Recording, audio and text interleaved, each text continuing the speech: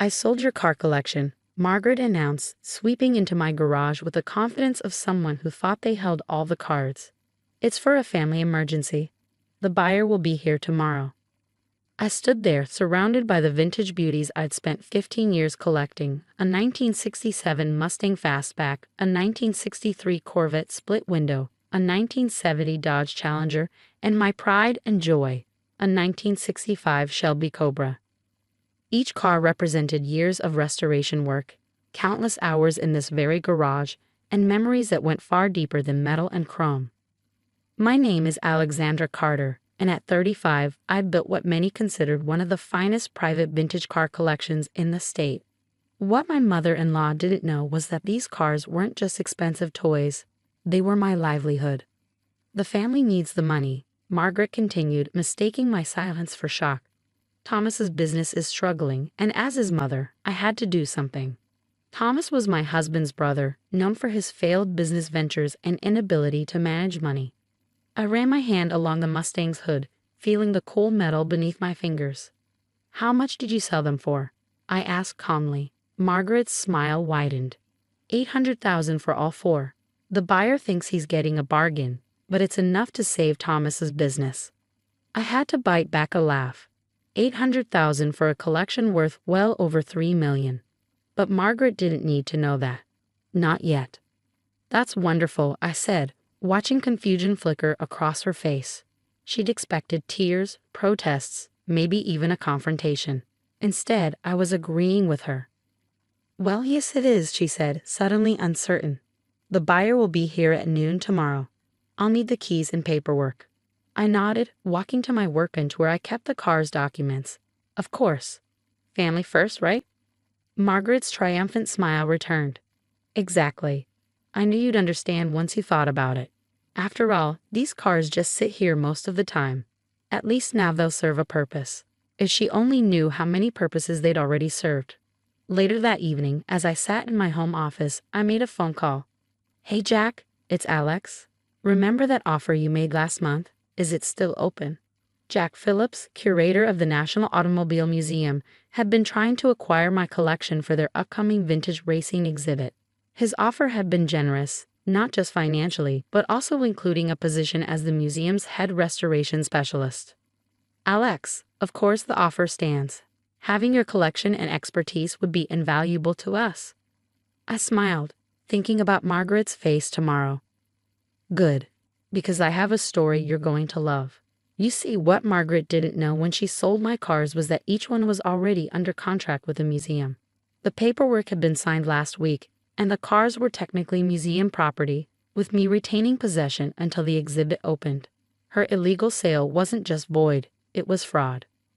I could have stopped her immediately, could have shown her the museum contracts and ended her scheme.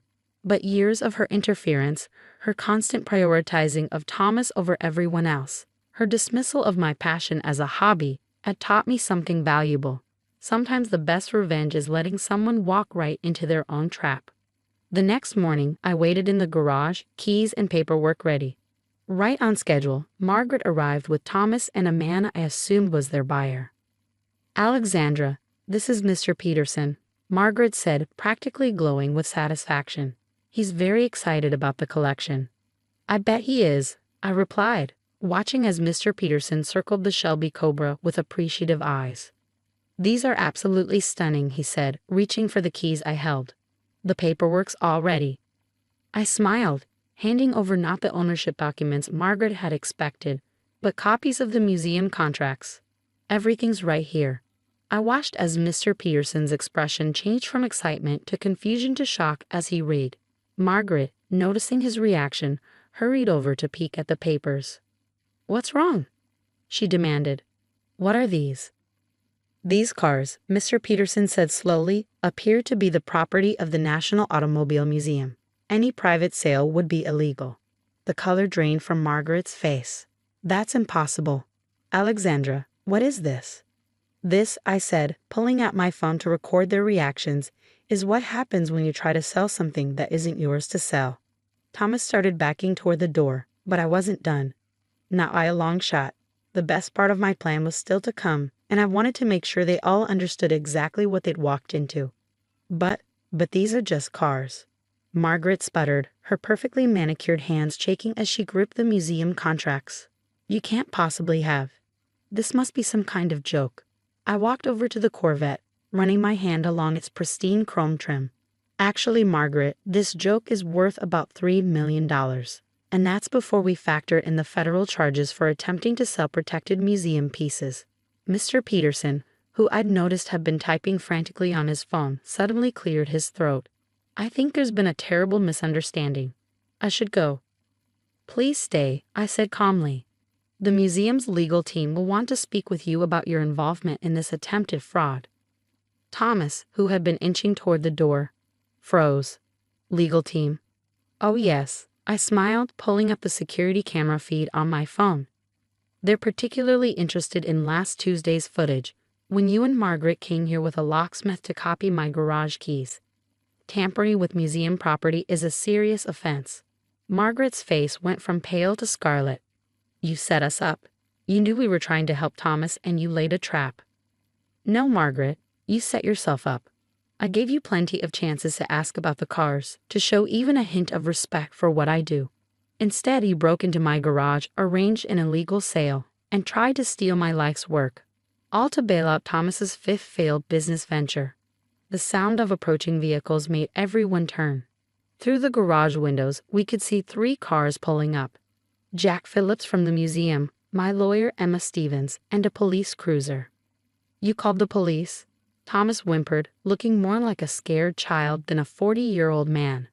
Actually, that was me, Mr. Peterson admitted. I'm not really a buyer. I'm an investigator for the Insurance Crime Bureau. We've been watching your pattern of suspicious business dealings for months, Mr. Carter. Margaret staggered backward, bumping into the Mustang. This can't be happening. We're family. Family? I laughed, but there was no humor in it. Was it family when you told everyone my restoration work was just a hobby? When you convinced James to cancel our wedding because you thought I wasn't good enough for your precious son? Thank God he had the spine to stand up to you then. Jack Phillips entered the garage first, followed by Emma and 2 police officers. His eyes went straight to the cars, checking for damage. They're fine, Jack, I assured him, though they tried to sell the whole collection for $800,000. Jack's eyebrows shot up. 800. Do they have any idea what the Cobra alone is worth? Apparently not, I said, watching as the officers began taking statements from everyone involved. They also didn't know about the restoration business I run, or the museum contracts, or the fact that these cars have been featured in major automotive magazines. Emma approached with her tablet. We have everything we need, Alex. The security footage, the fraudulent sale agreement Margaret drew up, even texts between them planning the whole thing. Do you want to press charges? I looked at my mother-in-law, now sitting on my work stool with her head in her hands, and Thomas, being questioned by the officers about his business dealings. For a moment, I felt a twinge of pity. They'd been so convinced of their own righteousness, so sure that their needs trumped everyone else's. Yes, I said firmly, file everything. It's time they learned actions have consequences. Just then, my husband James burst through the door, having rushed home from work when I texted him what was happening. His eyes swept the scene before landing on his mother and brother. Really? He asked them, his voice heavy with disappointment. After everything, you still couldn't just leave her alone. Margaret lifted her tear-stained face. James, honey, we did it for Thomas. The family. Stop, James cut her off. Just stop. You did it because you've never accepted that Alex is part of this family, because you can't stand that she's successful at something you don't understand. He walked over to me, wrapping an arm around my shoulders. Well, now you get to understand exactly what she does, because the museum's press release about their new collection and head restoration specialist goes out tomorrow. The look of shock on Margaret's face was priceless. Head restoration specialist? That's right, Jack Phillips chimed in. Alexandra's reputation in the classic car world is exceptional. We've been trying to get her on board for months.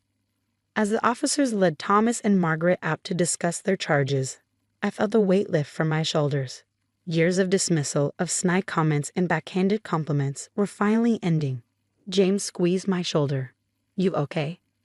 I nodded, looking at my beautiful cars, now officially part of something bigger than Margaret's small-minded schemes. You know what?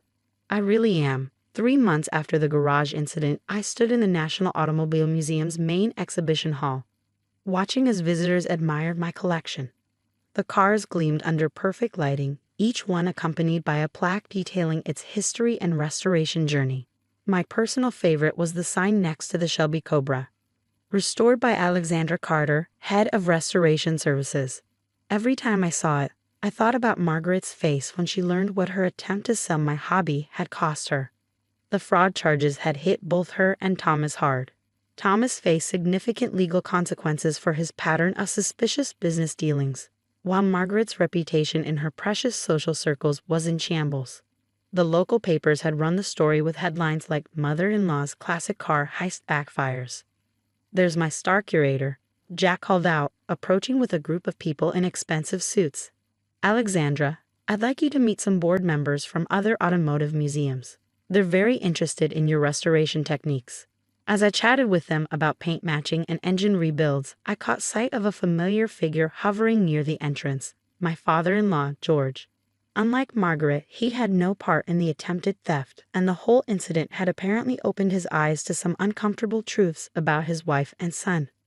"Excuse me," I said to the group, making my way over to him. "Alexandra," he said quietly, looking around the exhibition. This is incredible. I had no idea." I smiled, genuinely glad to see him. "Would you like a tour?" He nodded, following me as I walked him through the collection. Unlike Margaret, who'd never shown any interest in understanding my work, George asked thoughtful questions about each car's history and restoration process. "You know," he said as we stood before the Mustang, "I used to restore old radios when I was younger. Nothing like this scale, but I understand the satisfaction of bringing something back to life." "Why did you stop?" He sighed. "Margaret thought it wasn't sophisticated enough for our social circle. Said it made us look common." The way he said it, I could hear years of suppressed passion, of dreams set aside to maintain appearances. Like mother, like son, Thomas had inherited Margaret's disdain for genuine work and craftsmanship. "It's never too late to start again," I said. "We have a small restoration workshop for kids here at the museum. They work on old mechanical toys, learn basic tools. We could use another instructor." The look of hope that crossed his face made me realize that maybe some good could come from all this. Just then, James appeared, carrying 2 coffee cups. "Thought I'd find you here," he said, handing me one. "Hi, Dad." "Your wife just offered me a teaching position," George said, still looking at the cars with wonder. James grinned. "You should take it. Better than rattling around that big house alone while Mom's doing her community service." Margaret's sentence had included significant community service hours at a local automotive vocational school, a detail I couldn't help but appreciate for its poetic justice. As we stood there, I noticed a young girl, maybe 12, pressing her face against the Corvette's window, her eyes wide with excitement. Her mother tried to pull her back, apologizing for the fingerprints on the glass. "It's okay," I called out, walking over. "Would you like to see inside?" The girl's face lit up as I opened the car door. "Really?" "Really? I'm Alexandra, and this is my car. Well, it's the museum's now, but I restored it." "You fixed it?" she asked, carefully sliding into the driver's seat. "By yourself?" "Mostly. Sometimes you need help with the big stuff, but yeah, I did most of it myself." Her mother watched with interest. She's always taking things apart, trying to fix them. I never know whether to encourage it or not. I thought about Margaret, about all the dreams she dismissed as inappropriate or unsuitable. "Encourage it," I said firmly. "Here's my card. We have youth workshops every Saturday." Later that evening, as James and I locked up the museum, I paused to look at my cars one last time. They looked different here, more prestigious maybe, but still mine in all the ways that mattered. "Penny, for your thoughts?" James asked, wrapping his arms around me from behind. "Just thinking about how things work out," I said. "Your mom tried to take all this away, but instead she gave me a bigger platform, a chance to help kids like that girl today." "And Dad," James added. I haven't seen him this excited about something in years. I turned to face him. "You know what the best part is? Margaret's community service starts next week. Wait until she finds out she'll be assisting my youth workshop program. James laughed. You didn't. I did. After all, she's always talking about the importance of family. Now she gets to help her father-in-law teach kids about restoration work. As we walked to our car, I couldn't help but smile. Sometimes the best revenge isn't about getting even. It's about building something better from the wreckage of someone else's mistakes. Margaret had tried to tear down what I'd built, but instead she'd helped me create something even more meaningful. And that was worth more than all the vintage cars in the world.